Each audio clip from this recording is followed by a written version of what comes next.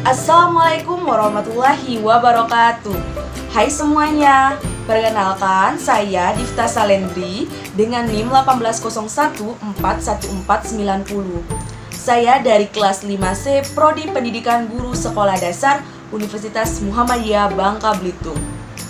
Nah, kali ini saya akan menjawab ujian tengah semester mata kuliah Keterampilan Berbahasa dan Sastra Indonesia dengan dosen pengampu Ibu Nurjana MPD. Pertanyaannya yaitu, pandemi COVID-19 yang dirasakan oleh semua negara, termasuk negara Indonesia, berdampak ke semua aspek, termasuk aspek pendidikan. Perubahan aspek pendidikan di tengah pandemi COVID-19 salah satunya adalah mengharuskan peserta didik untuk memperoleh pembelajaran melalui daring. Namun, terjadi berbagai kendala dalam penerapan pembelajaran daring. Salah satunya sinyal internet yang mengakibatkan pembelajaran menjadi tidak optimal. Nah, dari pemaparan tersebut, silakan berikan pendapat Anda melalui keterampilan berbicara kaitannya dengan keberlangsungan dunia pendidikan jika pandemi COVID-19 belum berakhir dan pembelajaran harus tetap dilaksanakan. Kebijakan-kebijakan apa seharusnya ditempuh agar pembelajaran terlaksana dengan baik? Saya akan menjawab paparan dari pernyataan tadi. Saat ini dunia dikejutkan dengan mewabahnya suatu penyakit yang disebabkan oleh sebuah virus yang bernama corona atau dikenal dengan istilah COVID-19. Rumitnya penanganan wabah COVID-19 ini membuat para pemimpin dunia menerapkan kebijakan yang super ketat untuk memutus mata rantai penyebaran COVID-19. Social distancing menjadi pilihan tepat bagi setiap negara dalam menerapkan kebijakan untuk pencegahan penyebaran COVID-19 karena kebijakan ini berdampak negatif terhadap segala aspek kehidupan. Pembatasan interaksi sosial masyarakat dapat menghambat laju pertumbuhan dan kemajuan dalam berbagai bidang kehidupan. Namun, tidak ada pilihan lain karena cara ini adalah yang paling efektif. Penutupan sementara lembaga pendidikan sebagai upaya menahan penyebaran pandemi COVID-19 di seluruh dunia berdampak pada jutaan pelajar, tidak kecuali di Indonesia. Gangguan dalam proses belajar langsung antara guru dan siswa dalam pembatalan penilaian belajar berdampak pada psikologis anak didik dan menurunnya kualitas keterampilan murid. Beban itu merupakan tanggung jawab dalam memfasilitasi kelangsungan sekolah bagi semua stakeholder pendidikan guna melakukan pembelajaran jarak jauh. Bagaimana mestinya Indonesia merencanakan, mempersiapkan, dan mengatasi pemulihan COVID-19 untuk menekankan kerugian dunia pendidikan di masa mendatang? Menurut pendapat saya, dampak dari pandemi COVID-19 ini sangat mempengaruhi banyak sekali aspek kehidupan, seperti dalam aspek pendidikan. Keputusan pemerintah yang mendadak dengan meliburkan atau memindahkan proses pembelajaran dari sekolah menjadi di rumah membuat kewalahan banyak pihak. Ketidaksiapan pemimpin sekolah melaksanakan pembelajaran daring menjadi faktor utama kekacauan ini. Walaupun sebenarnya pemerintah memberikan alternatif solusi dalam memberikan penilaian terhadap siswa sebagai syarat kenaikan atau kelulusan dari lembaga pendidikan di saat situasi darurat seperti saat ini. Sekarang sistem belajar mengajar dilakukan melalui daring. Peralihan cara pembelajaran ini memaksa berbagai pihak untuk mengikuti alur yang sekiranya bisa ditempuh agar pembelajaran dapat berlangsung. Dan yang menjadi pilihan adalah dengan pemanfaatan teknologi sebagai media pembelajaran daring. Namun, penggunaan teknologi bukan tidak ada masalah. Banyak varian masalah yang menghambat terlaksananya efektivitas pembelajaran dengan metode daring. Di antaranya adalah 1. Keterbatasan penguasaan teknologi informasi oleh guru dan siswa. Kondisi guru di Indonesia tidak seluruhnya paham penggunaan teknologi. Ini bisa dilihat dari guru-guru yang lahir tahun sebelum 1980-an. Kendala teknologi informasi membatasi mereka dalam menggunakan media daring. Begitu juga dengan siswa, yang kondisinya hampir sama dengan guru-guru yang dimaksud dengan pemahaman penggunaan teknologi. Yang kedua, sarana dan prasarana yang kurang memadai. Perangkat penggunaan teknologi jelas mahal. banyak di daerah Indonesia yang guru pun masih dalam kondisi ekonomi yang mengkhawatirkan. Kesejahteraan guru maupun murid yang membatasi mereka dari serba terbatas dalam menikmati sarana dan prasarana teknologi informasi yang sangat diperlukan dengan musibah COVID-19 ini. Ketiga, akses internet yang terbatas. Jaringan internet yang benar-benar masih belum merata di pelosok negeri. Tidak semua lembaga pendidikan, baik sekolah dasar maupun sekolah menengah, dapat menikmati internet. Jika ada pun, jaringan internet kondisinya masih belum mampu mengcover media pembelajaran daring. Atau yang terakhir, kurang siapnya penyediaan anggaran biaya, juga sesuatu yang menghambat karena aspek kesejahteraan guru dan siswa masih jauh dari harapan. Ketika mereka menggunakan kuota internet untuk memenuhi kebutuhan media daring, maka jelas mereka tidak sanggup membayarnya. Ada dilema dalam pemanfaatan media daring. Ketika Menteri Pendidikan memberikan semangat produktivitas harus melaju, namun di sisi lain, kecakapan dan kemampuan finansial guru dan siswa belum melaju ke arah yang sama. Negara pun belum hadir secara menyeluruh dan memfasilitasi kebutuhan biaya yang dimaksud. Metode pembelajaran daring ini sebenarnya sudah bukan hal yang baru, sebab di beberapa negara, terutama di negara maju, kegiatan ini sudah terbiasa. Proses pembelajaran di perguruan tinggi tidak hanya di luar negeri, namun di Indonesia juga sudah terbiasa dilaksanakan. Namun, untuk pembelajaran pada tingkat satuan pendidikan dasar dan menengah belum begitu populer, sehingga diperlukan persiapan yang sungguh-sungguh agar bisa berjalan dengan baik. Perkembangan zaman akan menuntut perubahan peradaban. Dalam hal ini akan berdampak pada cara atau metode pembelajaran yang sudah biasa dilakukan. Pada zaman yang serba teknologi seperti ini, tidak menutup kemungkinan proses belajar mengajar atau PBM selanjutnya akan dilaksanakan secara daring, mengingat efektivitas dalam kegiatan transfer ilmu pengetahuan yang sangat baik, cepat, mudah, dan murah. Teknologi ibarat dua mata pisau yang masing-masing memiliki peran yang sama besarnya, yaitu sisi positif dan sisi negatif yang memberikan pengaruh terhadap perubahan peradaban manusia. Seluruh aspek kehidupan saat ini tidak bisa lepas dari teknologi. Oleh karena itu, literasi teknologi betul-betul bermanfaat tanpa merugikan dan juga berdampak negatif terhadap tantangan kehidupan.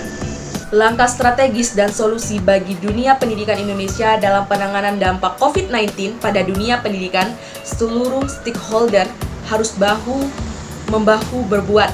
Kondisi ini tidak boleh terlepas pandang dari kebijakan pemerintah dan pelaksanaan operasional di lapangan. Adapun hal-hal yang wajib dilakukan oleh semua stakeholder pendidikan adalah yang pertama, orang tua. Orang tua sebagai pendidik utama di rumah tangga harus menjalankan fungsinya. Meskipun demikian, tetap saja bantuan guru di sekolah perlu hadir door to door di semua peserta didik. Ini harus membuka cakrawala dan tanggung jawab orang tua bahwa pendidikan anaknya harus dikembalikan pada effort orang tua dalam mendidikan mental, sikap, dan pengetahuan anak-anaknya. Oleh karena itu, dengan dilaksanakannya pembelajaran daring ini, waktu anak-anak akan lebih banyak di rumah dan mereka perlu bimbingan dari para orang tuanya. Fungsi rumah saat ini menjadi bertambah, yaitu sebagai sekolah. Orang tua harus belajar bagaimana mendidik dan memberikan ilmu pengetahuan kepada anak, sebab fungsi guru atau sekolah hanya sebagai fasilitator. Kedua, guru. Langkah pembelajaran daring harus seefektif mungkin. Guru bukan membebani murid dalam tugas-tugas yang dihantarkan dalam belajar di rumah. Jika perlu, guru hadir secara gagasan dalam door-to-door peserta didik. Guru bukan hanya memposisikan sebagai pentransfer ilmu, tetapi tetap saja mengutamakan ingarso sung tulada, ing madia mangun karsa, dan tutduri handayani. Pembelajaran daring harus menjadi penyadaran bagi guru bahwa peran mereka saat ini sebagai burung yang hanya petransfer pengetahuan suatu saat akan tergantikan oleh guru yang lebih canggih, yaitu guru mesin. Media untuk mendapatkan ilmu pengetahuan saat ini sudah sangat banyak, tidak tergantung pada guru saja, yang bahkan masih banyak keterbatasan saat ini. Ketiga, sekolah. Sekolah sebagai lembaga penyelenggara pendidikan harus bersiaga memfasilitasi perubahan apapun yang mencakup pendidikan siswanya. Pendidikan tingkah laku harus menjadi pijakan kuat di tengah perkembangan teknologi dan harus percepatan informasi. Program-program pendidikan yang dilakukan sekolah harus benar-benar disampaikan kepada murid. Terlebih dengan media daring, tetap saja pihak sekolah harus benar-benar memperhatikan etika sebagai lembaga pendidikan. Penekanan belajar di rumah kepada murid harus benar-benar mendapatkan kawalan agar guru-guru yang mengajar melalui media daring tetap smooth dan cerdas dalam menyampaikan pelajaran-pelajaran yang wajib dipahami oleh murid. Keempat, pemerintah. Peran pemerintah sangat penting dan fundamental. Alokasi anggaran yang diputuskan oleh Instruksi Presiden Nomor 4 Tahun 2020 tentang refocusing kegiatan, relokasi anggaran, serta pengadaan barang dan jasa dalam rangka percepatan penanganan COVID-19 harus segera dilaksanakan. Dalam situasi yang lain, kebijakan ini mungkin saja akan dilanjutkan dengan sudut pandang yang lain. Teknologi yang memungkinkan untuk pelaksanaan pembelajaran daring juga melihat budaya masyarakat sudah melek teknologi, tidak mustahil kebijakan ini akan berlanjut menjadi ketetapan yang dibuat oleh pemerintah untuk dilaksanakan. Dan saya lagi-lagi meyakini bahwa metode ini akan menjadi cara yang bisa dilakukan dalam proses belajar mengajar di masa yang akan datang. Setiap perubahan peradaban pasti akan memberikan akibat positif dan negatif. Namun, semua orang harus bisa mengikuti perubahan tersebut yang tentunya dibatasi dengan norma-norma yang berlaku dalam masyarakat itu sendiri. Manusia merupakan makhluk sosial yang tidak mungkin bisa hidup sendiri tanpa interaksi dengan orang lain, baik lokal maupun global. Bergesernya perilaku manusia dari manual ke digital seperti yang terjadi saat ini, dari segi positifnya adalah dapat mempermudah menyelesaikan semua urusan manusia. Titik pekerjaan bisa dilakukan tanpa memerlukan waktu yang lama, biaya yang mahal, dan tempat tidak terbatas. Dengan titik saat ini, manusia bisa mencukupi kebutuhan mereka ketika berada dalam rumah, termasuk pendidikan yang dapat mereka akses kapanpun waktu yang mereka inginkan, tidak terbatas seperti ketika ada di sekolah. Namun perubahan perilaku ini juga bukan tanpa dampak negatif. Salah satunya adalah sosial antara sesama manusia menjadi berkurang karena jarangnya interaksi secara langsung di antara mereka. Sifat individualistis pasti akan sangat kental di zaman digital seperti ini. Rasa empati dan simpati antar sesama akan melemah dan semua hal akan lebih banyak diukur dengan materi.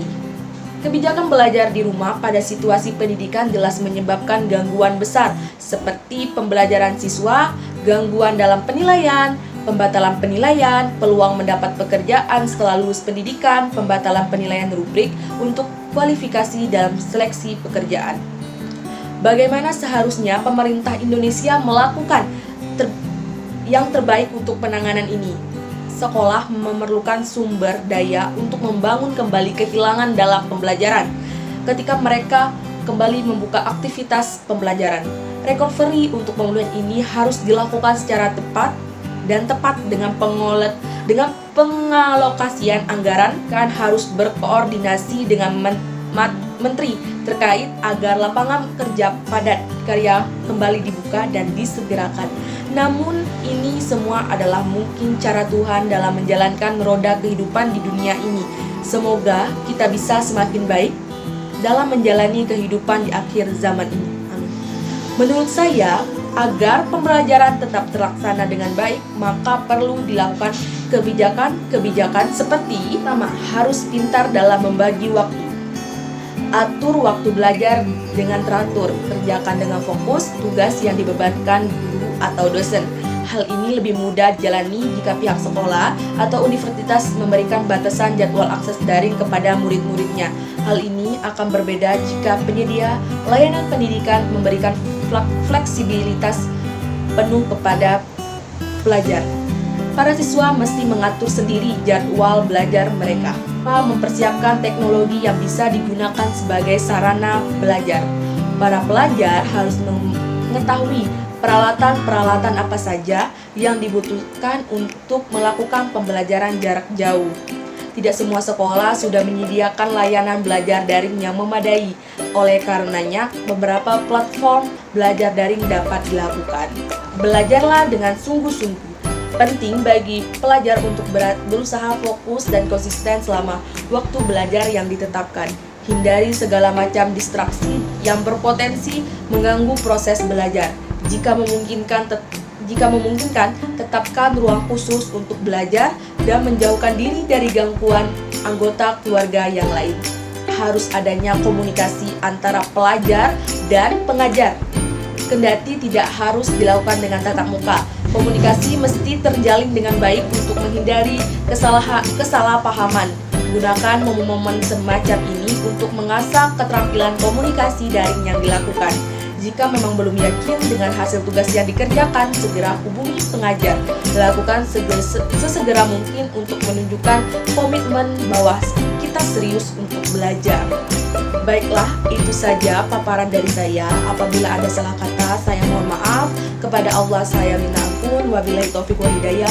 Wassalamualaikum warahmatullahi wabarakatuh.